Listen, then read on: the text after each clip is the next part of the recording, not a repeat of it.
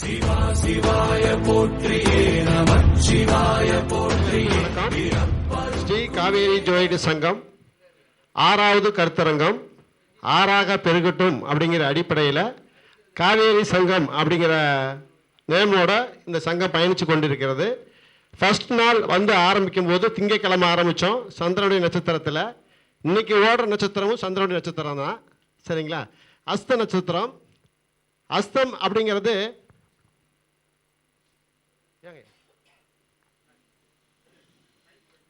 சரி இல்லை, சவுண்டு ஓவராக வருதா?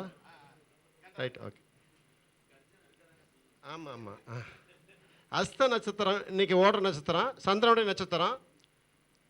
எனக்கு வந்து தெய்வ அனுகூல நட்சத்திரமாக இருக்குது, 6வது நட்சத்திரமாக வந்திருக்காங்க. நான் பூச நட்சத்திரம். அப்போது அந்த அடிப்படையில் பிரபஞ்சம் இன்றைக்கி என்னை அழைச்சிருக்குதுங்க. நான் தொடர்ந்து வரேன்னு சொல்லியிருக்கிறது உண்மைதான். ஏதோ தவிர்க்க முடியாத சூழ்நிலையில் போன வாட்டி வந்து சேலத்துக்கு போயிருந்தோம். அங்கே வெள்ளி விழா கொண்டாடுறதுனால நம்மளை அழைச்சிருந்தாங்க, அதுக்காக போக வேண்டிய கட்டாய சூழ்நிலை போயிருந்தோம். ஆனால் அப்போ ஒரு பிரேக் விட்டுருது பாருங்கள்.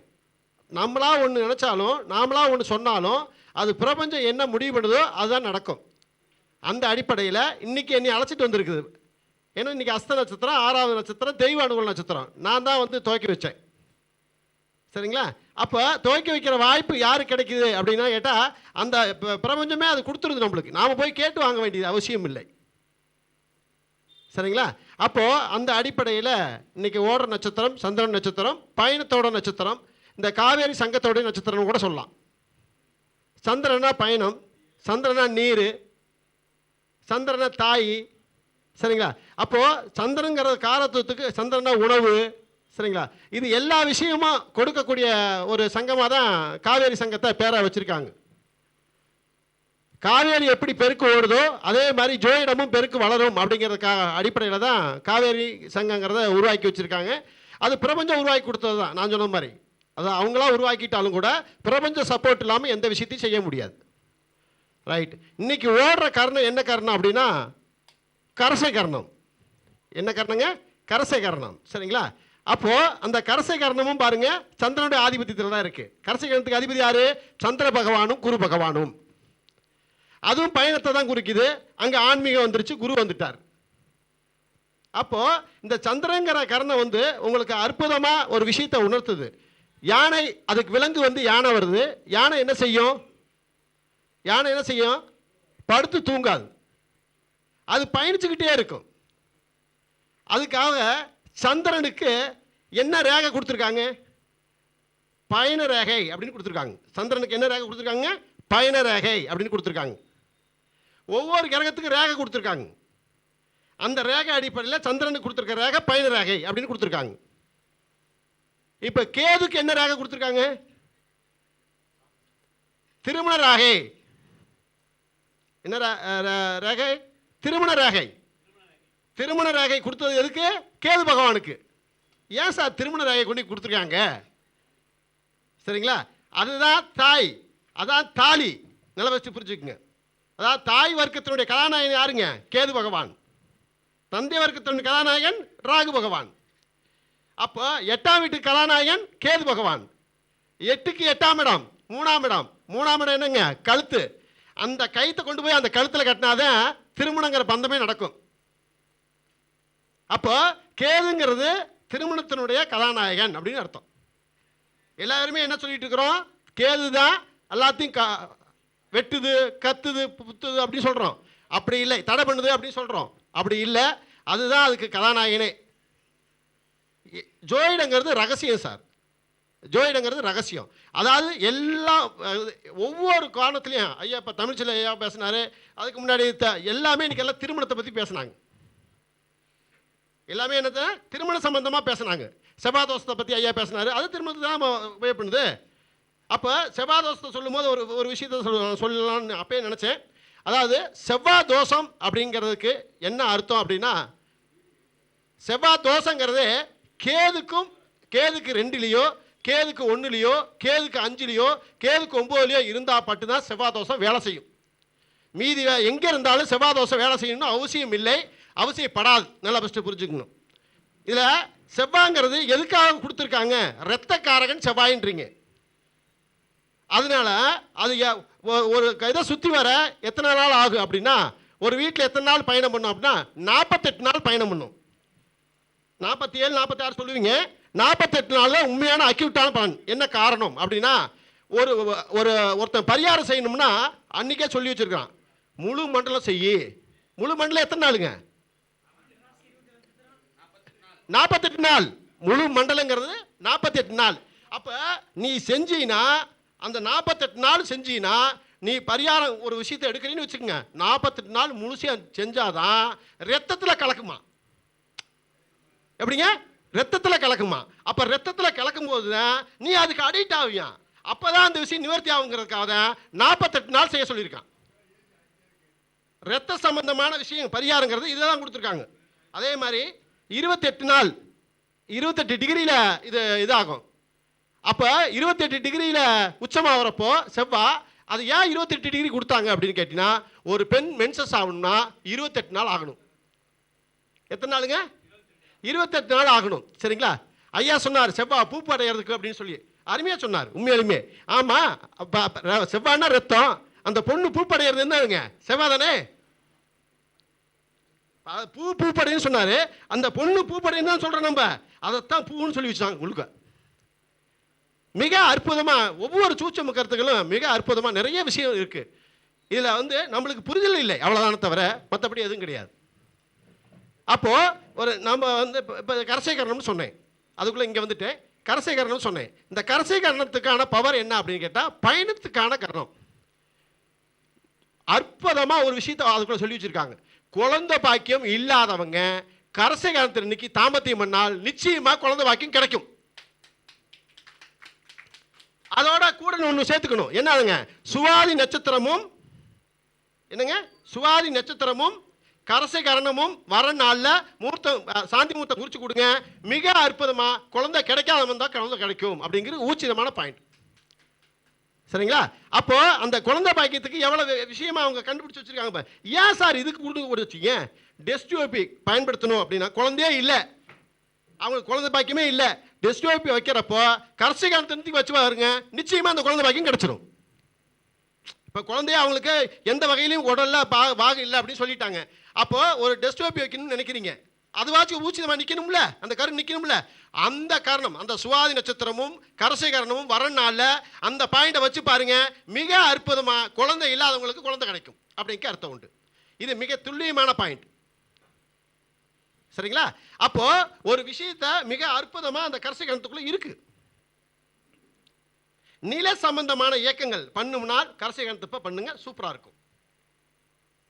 நில சம்பந்தமான இயக்கங்கள், உணவு சம்பந்தமான இயக்கங்கள், நீர் சம்பந்தமான இயக்கங்கள், சரிங்களா? இதெல்லாம் கரசேகரணத்தில் செஞ்சு பாருங்க, மிக அற்புதமாக இருக்கும். வீடு சம்பந்தமாக இப்போ கிரகப்பிரவேசம் செய்கிறோம் அப்படின்னா, அப்போ கரசேகரணத்தை கிரகப்பிரவேசம் செஞ்சு பாருங்க, அந்த வீடு மங்களகரமாக இருக்கும். சரிங்களா? அப்போ நீங்கள் அந்த கரசேகரணத்தை நீங்கள் ஏதோ ஒரு வகையில் ஆங்கில விட்டுட்டு போயிடணும். இப்போ காரணம் தத்துரூபமாக அதை வேலையை பார்க்குதுங்க. காரணம் தப்பினால் மரணம்னு சொல்கிறோம்ல, நீ செய்ய தவறுனா தான் மரணம். அதே டயத்தில் பார்த்து செஞ்சினா மிக வெற்றின்னு அர்த்தம். இப்போ நான் பேசிக்கிட்டு இருக்கிறேன், ரவிக்குமார் பேசுகிறதா நினைக்காதீங்க, பவகரனை பேசுகிறதா நினைங்க. இதுதான் உண்மை. ஜோயிடத்தில் எல்லாருமே என்ன செய்கிறோம், நாம் மனுஷனாக பார்க்கறதுனால அவங்க என்னுடைய காரணம் உங்களுக்கு தெரியாது, உங்களுடைய காரணம் எனக்கு தெரியாது. அப்போ என்ன செய்கிறோம், நம்ம நான் தான் பேசுகிறேன் நான் சொல்லிக்கிறேன். நீங்கள் என்ன, நீ தான் பேசுகிற நீ சொல்லிக்கிறீங்க. ஆனால் எல்லாத்துக்குள்ளே உள்ள என்ன பேசுதுங்க? கிரகம் தான் பேசுது. சரியா? கிரகம் தான் பேசுது. ராசிகள் எங்கேயா நவருதா? லக்கணம் எங்கேயா நவருதா? ஆனால் நவருன்னு கண்டுபிடிக்கிறாங்க, அது வேற விஷயம். லக்கணம் எங்கே லக்கணம் என்ன லக்கணம் போட்டினா அது கடைசி வரைக்கும் லக்கணம் தானே. அப்போ ராசி எந்த ராசி அந்த ராசி தானே கடைசி வரைக்குமே. அப்போ 12 ராசிகள் எங்கேயாச்சும் ஓடுதோ ஒடியாருதா? 12 லக்கணம் எங்கேயா ஓடுதோ ஒடியாருதா? இல்லை. சரியா? அங்கே ஓடுறது ஒடியாருது யாருங்க? கிரகங்கள் தான். கிரகங்கள் தான் ஓடுது ஒடியாருது, வேற எதுவுமே அங்கே ஓடுறது இல்லை. அப்போ கிரகங்கள் இந்த இடத்துல வந்துட்டோம், இந்த இடத்துல வைப்ரேஷன் என்ன இருக்குதோ அதை பொறுத்து நாம் பேச போகிறோம், அவ்வளோதான். இன்னைக்கு நான் அவமானப்படணும் தலையெழுத்து இருந்தால் அது இது, நான் பேர் வாங்கணும் விதி இருந்தால் அது. அப்போ இது எல்லாம் கிரகம் தான் நிர்ணயிக்க பண்ணுது, நான் யாரும் நிர்ணயம் பண்ணல. நம்ம யாரும் இங்கே கெட்டிக்காரன் கிடையாது. கெட்டிக்காரன் புழு 8 நாளைக்கு. இங்கே யாரும் கெட்டிக்காரன் கிடையாது. ஒவ்வொருத்தருட்டும் ஒவ்வொரு திறமை மிக அற்புதமாக கொட்டி கிடக்குது. அதை பகிர்ந்துக்கிறதுக்குள்ள நம்மளுக்குள்ள போட்டி போட்டு அடிபட்டு செத்து போயிடுறோம். சரிங்களா? போட்டி போட வேண்டிய அவசியம் இல்லை. போட்டி கூட போடுங்க, தப்பு கிடையாது. பொறாப்படாதீங்கன்னு நான் சொல்கிறேன். இப்போ நான் பேசிட்டுனா இதுக்கு ஒரு ஆள் மெனக்கட்டுக்கிட்டு என்ன செய்யும், இவர் மாதிரி பேசணும், இவர் மாதிரி பேசணும், இவர் மாதிரி பேசணும்னு பிறந்து கட்டி உட்காந்துருக்கும். அதுக்குள்ளே அவர் என்னை மாதிரியும் அவர் பேச முடியாது, அவர் மாதிரியும் நான் பேச முடியாது. என்ன செய்ய, நானும் அவர் கடைசியாக அடிச்சுக்கிட்டு சண்டை கட்டிக்கிட்டு ரத்தம் செஞ்சுட்டு கிடப்போம். இதான் நடக்கும். சரிங்களா? அப்போ யாருனாலையும் பேச முடியாது. அவங்க ஏங்க பிரபஞ்சம் கொடுத்த திறமைங்க ஒவ்வொருத்தருக்கும் அவங்கவுங்க ஆங்கிலில் கொடுத்துருக்குது. அது ஒரு நாள் பழிச்சிடுறதுக்கு ஒரு நாள் வாய்ப்பு கிடைக்குது. ஐயா சொன்ன மாதிரி, தமிழ்ச்சிலையும் சொன்ன மாதிரி, இன்னைக்கு தான் அந்த வாய்ப்புனா அது அப்படித்தான். அவர் வாழ்க்கையை அப்படியே உண்மை படம் போட்டு ஒரு கேபி ஜோடத்தில் சொன்னார்ல, மிக அற்புதமான விஷயம். சரியா? அப்போ வாசுதேவன் ஐயா செவ்வாயை பற்றி சொன்னால மிக அற்புதமான விஷயம். நண்பனி ஐயா மிக எல்லாத்துக்கும் அடிக்கோலா ஃபஸ்ட்டு ஆரம்பத்திலே யார் பேசுகிற யார் பார்க்காம அவர் பேசுகிறார் பற்றியா, அதுதான் மிக அற்புதமான விஷயம். நாங்களாம் கூட பார்த்துட்டு பேசுகிறோம். ஃபஸ்ட்டு பேசும்போது என்ன நினச்சிருக்குங்க, நம்ம எதை பேசணும், எப்படி பேசணும், எதுக்கு பேசணும் அப்படிங்கிற மாதிரி இருக்கும். ஒரு பதட்டத்தோடு இருக்கும். ஆனால் மற்றவங்க பேசுகிறவங்க கேட்டுட்டு பேசுவாங்க பார்த்தீங்களா, அவங்களுக்கு அது ஈஸியாக இருக்கும். எல்லாத்தையும் பேசுகிறதுல ஒன்று ஒன்றா எடுத்து பேசி முடிச்சுடுவாங்க. அப்போ யார் திறமை அதிகம், ஃபஸ்ட்டு பேசுகிற ஆளுக்கு தான் ஃபஸ்ட் அண்ட் பெஸ்ட்டு. இடையில இருக்கவங்கள இப்போ நான் கூட நான் ஒஸ்ட்டு தான் சொல்லுவேன். என்னென்ன காரணம், இப்போ நான் பேசுகிறத வச்சுட்டு சொல்லிகிட்டு இருக்கேன், 4 பேர் பேசுகிறத வச்சு சொல்லிகிட்டு இருக்கிறேன். சரியா? நான் ஃபஸ்ட்டு மேடை கிடச்சதுன்னா பேசணுன்னு நினைப்பேன். ஃபஸ்ட்டு மேடைக்கு எனக்கு தேவையான விருந்து இல்லை, அதனால தான் பேசலை. எனக்கு தேவை எப்பவுமே நான் ஃபஸ்ட்டு பேசணுன்னு தான் நினைப்பேன், ஃபஸ்ட் அண்ட் பெஸ்ட்டாக இருக்குன்னு நினைப்பேன். அது என்னுடைய பிடிவாதம், பவகணத்தினுடைய அடையாளம் அது. சரிங்களா? அப்போ நான் பேசணும்னு நினைக்கிறது என்னுடைய விருப்பத்துக்காக இல்லை. சரிங்களா? அந்த குணம் அங்கே வெளிப்படுதுன்னு நான் சொல்கிறேன். அப்போ அந்த அடிப்படையில் ஃபஸ்ட்டு ஆனால் அங்கே கூட்டம் இல்லைன்னா என்னால் பேச வாய் வராது, பேச முடியாது, கருத்துக்கள் ஒற்றுமையாக வராது, செயல்பாடுகள் தடுமாற்றம் வந்துடும். அதிகப்படியாக வந்தாலும் தடுமாற்றம் வந்துடும், ஒன்றுமே இல்லைனாலும் தடுமாற்றம் வந்துடும். இதுக்கு நானே வரட்டும், என்னுடைய விதி பயணம் அப்படி இருக்கு.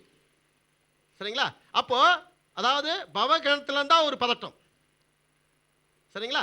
அப்போ ஒரு நேரத்துக்கு இப்போ எனக்கு சுகர் இருக்கு, அப்போ ஆட்டோமேட்டிக் என்ன, அது ஒரு பதட்டத்தை உருவாக்கி விட்டுரும். சரிங்களா? அப்போ அதனால தான் ஐயாட்ட சொன்னேன், நான் சாப்பிட்டுட்டு பேசிக்கிறேன் ஐயா அப்படின்னு சொன்னேன். அழுங்காமல் 2 ஐயாவும் கோத்துட்டு போயிட்டாங்க. நான் இது வரைக்கும் நான் இப்படி பேசுறது இல்லை, இடையில இப்படி பேசுறதே இல்லை. ஒன்று சாப்பிட்டதுக்கப்புறம் பேசுவேன், இல்லைன்னா வந்த மயத்தில் பேசுவேன். இன்றைக்கி தான் முறையாக இப்படி பேசியிருக்கிறேன். ஏன்னா சாப்பிட்டேன்னா தெம்பா இருக்கும்ல, அப்போ கொஞ்சம் பேசலாமே அப்படின்னு. அவங்க என்ன முடிவு பண்ணிட்டாங்க, சாப்பிட்டா அவர் 1 மணி நேரம் கேட்பாரு, இப்போ பேசினா 10 நிமிஷம் போயிடும் அப்படின்னு ஐடியா பண்ணி பண்ணிட்டாங்க. எல்லாத்துக்கும் ஒரு புரிதல் தான். அப்போ நம்மளுக்கு அது விஜயகுமார் ஐயானாலையோ நாகபோட் ஐயானாலையோ இல்லை, கிரகத்தினால நம்மளுக்கு அமைப்பு கிடைச்சிருக்குது, அவ்வளோதான். சரியா? இப்படி தான் பிரபஞ்சம் நம்மளுக்கு திணிக்குது. பிரபஞ்சத்தோட அனுமதியோட தான் ஒவ்வொருத்தரும் ஜோதிடர் ஆகிறதும் நல்லவன் ஆகிறதும் கெட்டவன் ஆகிறதும் எல்லாமே அதுதான் கிரகமே. சரிங்களா? கிரகத்தினுடைய ஓட்டம் எந்த அடிப்படையில் இருக்கோ, அது சுந்தரமூர்த்திங்களையா கிருஷ்ணமூர்த்தி சாரி கிருஷ்ணமூர்த்தி ஐயா மிக அற்புதமாக ஃபஸ்ட்டு எடுத்த மாதிரி ஒரு விஷயத்தை பதிவு பண்ணார். 2வது ஐயா தான் 2வது பேசுனாங்க, மிக அற்புதமாக பதிவு பண்ணாங்க. அதாவது நடைமுறை சாத்தியம் என்னவோ அதை அழகாக அப்ளை பண்ணார். தாமஸ் ஆல்வா எடிசன்லாம் சூப்பராக அப்ளை பண்ணி முடித்தார். அப்போ தாமஸ் ஆல்வா எடிசன் சொன்னாப்படி அவர் என்னது, பொண்டாட்டி பிள்ளை இல்லாமல், சோத்துக்கு வழி இல்லாமல், எல்லா வகையிலும் இன்னல் பட்டு கஷ்டப்பட்டு இந்த பழுப்பு கண்டுபிடிச்சார். நாம் என்ன செய்கிறோம், ஐயோ அவர் இல்லைன்னா நம்ம இல்லைன்னு சொல்கிறோம், அவர் இல்லைன்னா நம்ம இல்லைன்னு சொல்கிறோம். ஆனால் அவர் கண்டுபிடிச்ச விஷயங்கள் என் மதிக்கிற இடத்துல கூட வெளிப்பாட்டு கூட கொண்டு வரல. நல்லா வச்சு புரிஞ்சுக்கு. இப்போ ஒரு சில படித்தவங்கள்ன்றது மட்டும்தான் அந்த பேர் இருக்குது. சரிங்களா? அப்புறம் எல்லாத்துக்கிட்டையும் பேர் போய் சேரணும்ல. இது மாதிரி ஆளுடைய திறமை எப்படி இருக்குங்க, எல்லாத்துக்கிட்டையும் இருக்கணும், ஏட்டு வச்சுட்டு இருக்கணும். அது பிரபஞ்சம் கொடுக்கலையா அவருக்கு? சரிங்களா? அப்போ அப்துல் கலாம் ஐயாவை எல்லாத்துக்கும் தெரியும்.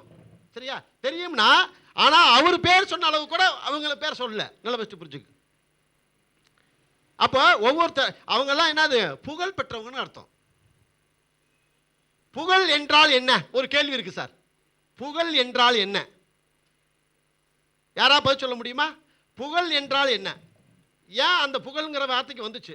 புகழ் என்றால் என்ன அப்படின்னா, ஒரு மனுஷன் தன்னை அறியாத இடத்துல ஒரு இடத்துக்கு போகும்போது அந்த இடத்துல வரவேற்கு 10 பேர் இருந்தானா அதுதான் சிறந்த புகழ். புரிஞ்சுக்குங்க.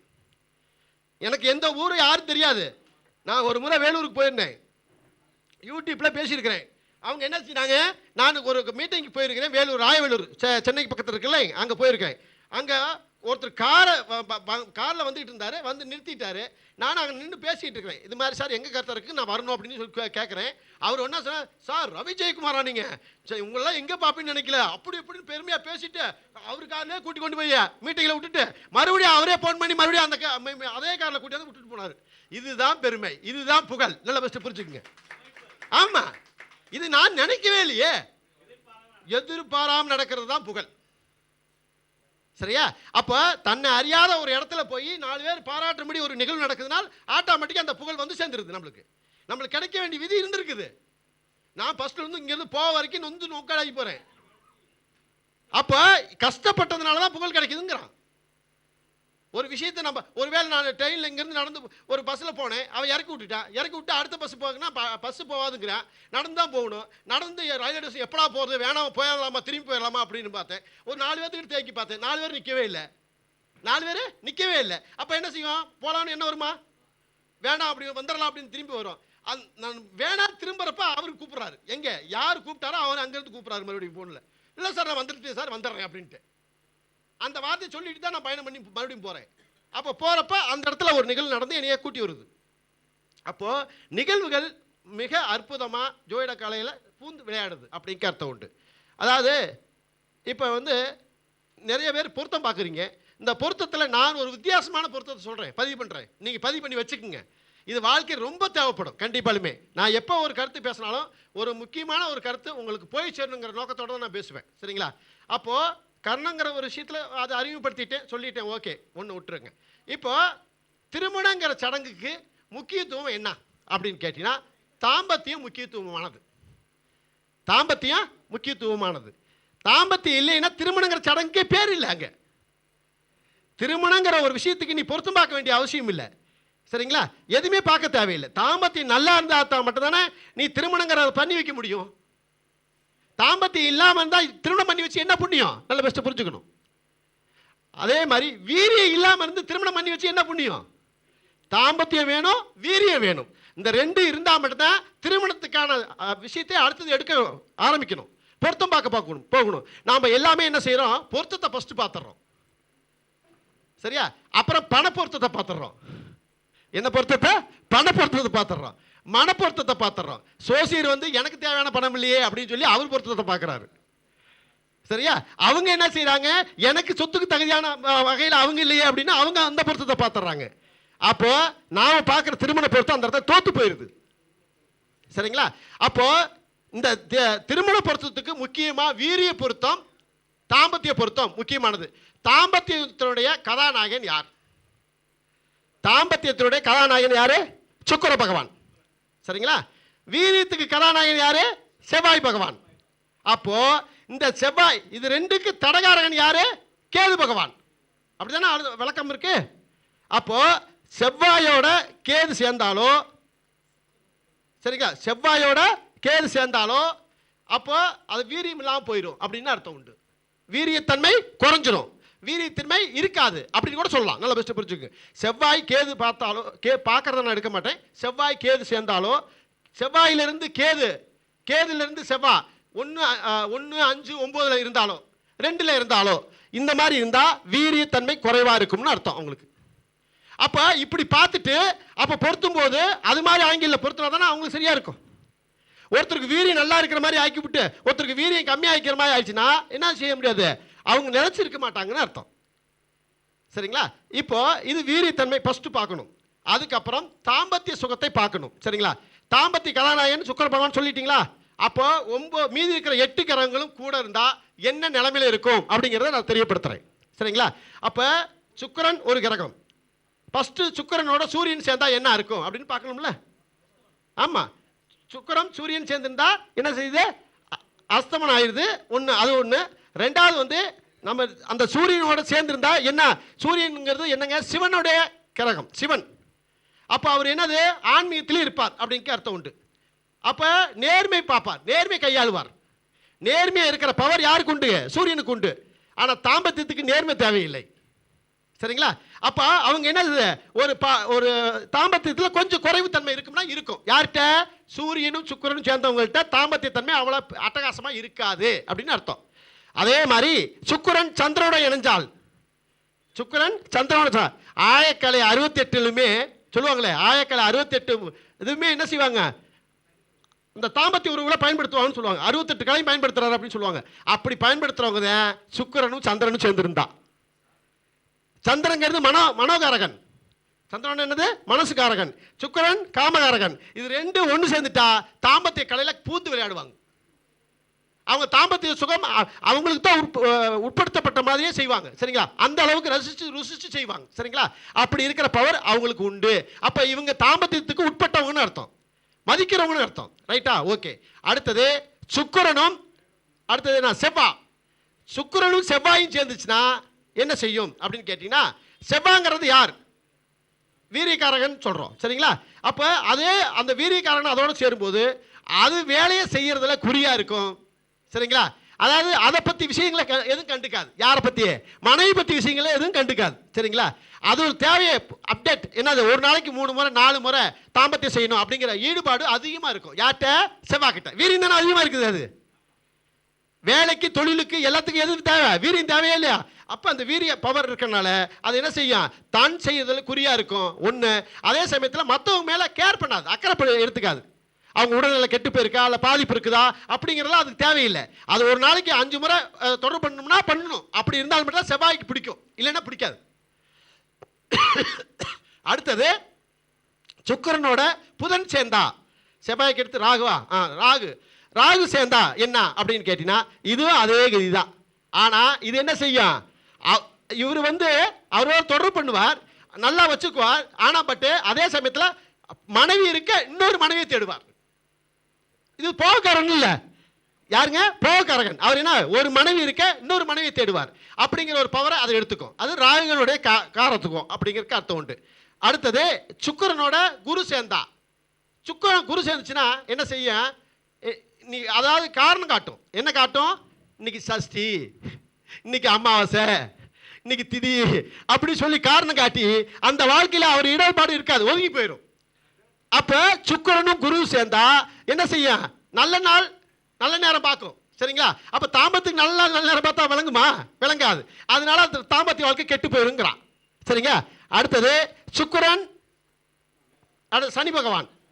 சரியா, சனி பகவான் என்ன செய்வாரு அப்படின்னா, சுக்கிரனும் சனியும் ஒரு ஜாதகத்தில் இணைஞ்சிருக்குது, ஒரு மினிஸ்ட்ரி ஜாதகத்தில் இணைஞ்சிருக்குது. எந்த மினிஸ்ட்ரி நீங்களே கண்டுபிடிச்சுக்கோங்க. சுக்கிரன் சனி சேர்ந்திருந்தா அவரை வச்சு தான் அந்த விஷயத்தை எடுத்தேன் நான். சரிங்களா, சுக்கிரனும் சனி சேர்ந்திருந்தா செய்கிற வேலையில குறியா இருப்பான். சரியா, செய்கிற வேலையில குறியா இருப்பான். ஆனா தாம்பத்திய வேலையில குறியா இருக்க மாட்டான். சரிங்களா, தாம்பத்திய வேலை செட் ஆகாது அவனுக்கு. சரிங்களா, அப்போ அது ஒரு பொறுப்புக்காக ஒரு கல்யாணம் பண்ணி இருப்பான், அவன் குழந்தை வைப்பான். குழந்தை வைக்க மாட்டான்லாம் யாரும் சொல்ல முடியாது, குழந்தை வைப்பாங்க. ஆனா பட் அதுல அவளை ஈடுபாடா அவளை வச்சுக்குவாங்களா, ஒரு குறிப்பிட்ட காலம் மாதிரி வாழ்வாங்க, அப்புறம் பிரிஞ்சு கூட வாழ்வாங்க. அப்படி அமைப்பெல்லாம் இருக்கிறது சனி சுக்கிரனும் சேர்ந்தது. சரிங்களா, அப்போ அடுத்தது சுக்கிரனும் எதுங்க, கேது. அதானே கடைசியா, சுக்கிரனும் கேதும் சேர்ந்திருந்தா இவங்க என்ன, தாம்பத்திய வாழ்க்கையை வித்தியாசமான முறையில் செய்வாங்க. தாம்பத்திய செயல்பாட வித்தியாசமான முறையில் செய்வாங்க. வித்தியாசம் செஞ்சா ஒத்துழைச்சா மட்டும்தான் அவங்களோட வாழ்வாங்க, இல்லைன்னா வாழ மாட்டாங்க. சரிங்களா, பிரிஞ்சு வாழா வெட்டியா வாழ்வாங்க. வாழா வெட்டியா வாழ்ற பவர் யாருக்கு உண்டு, கேதுக்கு உண்டு. ஏன்னா அவங்க வித்தியாச கோணத்தில் நீ செஞ்சதுக்கெல்லாம் சப்போர்ட் பண்ணினா அவர் ஓகே அப்படின்னு திருப்தியில் இருப்பார். ஒருவேளை நீ இப்படி தொடக்கூடாது அங்கே தொடக்கூடாதுன்னா அது ஆகாதுன்னு கட் பண்ணிட்டு போயிட்டே இருக்கும். சரிங்களா, அப்போ அந்த கோணத்தில் அது இருக்கும். யாரு, கேது பகவான். சரிங்களா, அப்போ இதில் பார்த்தீங்கன்னா ஃபர்ஸ்ட் நைட்டுக்கும் லாஸ்ட் நைட்டுக்கும் ஒரு வித்தியாசம் இருக்குன்னு ஒரு யூடியூப்ல பார்த்தேன். அப்போ அந்த கிரகத்தை அங்கே இணைக்கிறப்போ அந்த விஷயத்தை அவங்க அற்புதமாக சொல்லியிருக்கிறாங்க. அது ரொம்ப ரசித்து அந்த விஷயத்தை நான் எடுத்தேன். ஏன்னா ஃபர்ஸ்ட் நைட்டுக்கும் லாஸ்ட் நைட்டுக்கும் என்ன வித்தியாசம் அப்படின்னா, பூ போட்டுட்டு மேலே படுத்தா அது ஃபர்ஸ்ட் நைட்டா. சரியா, நாம படுத்து செத்ததுக்கு அப்புறம் மேலே பூ போட்டா அது லாஸ்ட் நைட்டா. இது எப்படி பாருங்க, அப்ப எவ்வளவு அற்புதமா அந்த விஷயத்தை கொடுக்குறாங்க பாருங்க. சரிங்களா, அப்ப இதுக்கு என்ன கிரக காரத்துவம் வரணும், நம்ம சோசியர்ல நம்ம கிரக காரத்தை கனெக்ட் பண்ணணும்ல. அப்ப ஐயா என்ன சொன்னார், செவ்வாயை பூவுன்னு சொன்னார். அதான் வீரியம், அதான் பூவு. சரிங்களா, அப்ப செவ்வாயும் கேதும் சேர்ந்தா லாஸ்ட் நைட்டு சரிங்களா? செவ்வாயும் கேதும் சேர்ந்தா லாஸ்ட் நைட்டு, செவ்வாயும் சுக்கிரனும் சேர்ந்தா அது ஃபர்ஸ்ட் நைட். சரிங்களா? அப்படிங்கிற ஒரு விஷயத்துக்கு அங்கே அப்ளை பண்ணேன். அதே மாதிரி நல்ல காதலுக்கும் கெட்ட காதலுக்கும் கள்ள காதலுக்கும் என்ன வித்தியாசம் அப்படிங்கிற ஒரு விஷயத்த அங்கே பதிவு பண்ணாங்க. அப்படின்னா என்ன அப்படின்னு கேட்டீங்கன்னா, நல்ல காதல் என்ன, போயிட்டு வாடா அப்படின்னா நல்ல காதலாம். எப்படி வீட்டில் இருக்கிற பாய் ஃப்ரெண்டை போயிட்டு வாடா அப்படின்னா நல்ல காதலாம். வீட்டில் யாருமே இல்லடா நீ வாடா அப்படின்னா கள்ள காதலாம். நல்ல பெஸ்ட் புரிஞ்சுங்க. அப்போ இதுக்கு அதுக்கு என்ன அப்படின்னு கேட்டா, கேதும் சுக்கிரனும் சேர்ந்திருந்தால் இது கள்ளக்காதல் நாய்க்காதல். கள்ளக்காதல் நாய்க்காதல். சரிங்களா? அப்ப சுக்கிரனும் குருவும் சேர்ந்திருந்தால் அது நல்ல காதல் தெய்வ காதல் அப்படின்னு அர்த்தம் உண்டு. சரியா? அப்போ அதே மாதிரி ஒவ்வொரு விஷயமே அழகா அதில் அப்ளை பண்றாங்க. இது எல்லாம் எதுக்கு சொல்றேன் அப்படின்னா, சுக்கிரனுடைய காரத்துவத்தில் வரதுனால சொல்றேன். சரிங்களா? காதலுங்கிற விஷயத்துல வசியமா இருக்கிறதுனால சொல்றேன். சரிங்களா? இப்போ இந்த காதலுக்கெல்லாம் கதாநாயகன் அப்படிங்கிற அடிப்படையில் காரணம் எது அப்படின்னு கேட்டினா கரசை காரணம் தான். ஏன் இதை பற்றி பேசணும்னா அதுக்கு அது விளக்க வேணும்ல. இப்போ இதெல்லாம் நான் சொன்னதுக்கு காரணமே கரசைக்காரன் இன்னைக்கு ஓடுறதுனால இந்த விஷயம் உங்களுக்கு போய் சேரணுங்கிறதுக்காக நான் சொல்லியிருக்கிறேன். நல்ல பெஸ்ட் புரிஞ்சுக்கு. நீங்கள் சிரிக்கணுங்கிறதுக்காகவோ இல்லது அதாவது வருத்தப்பண்ணுங்கிறதுக்காகவோ இது பேசவில்லை. நல்ல பெஸ்ட் புரிஞ்சுக்கு. ஒரு கருத்தோட ஒப்பிடப்பட வேண்டும். அப்போதான் அந்த நம்ம பேசுகிற கருத்து நிற்கும், நிலையாக நிற்கும். அப்படிங்கிற அடிப்படையில் இந்த கருத்துக்களை நான் பதிவு பண்ணியிருக்கிறேன். நான் நிறைய விஷயங்கள் பேசணும்னு நினச்சேன். பட் இடையில டக்குன்னு எழுப்பி விட்டதுனால பேசுறதுக்கான வாய்ப்பு இல்லாமல் போச்சு. அடுத்த கருத்தரங்கத்தில் அருமையாக பேசிக்கோ, சூப்பராக பேசிக்கோ. நன்றி, வணக்கம்.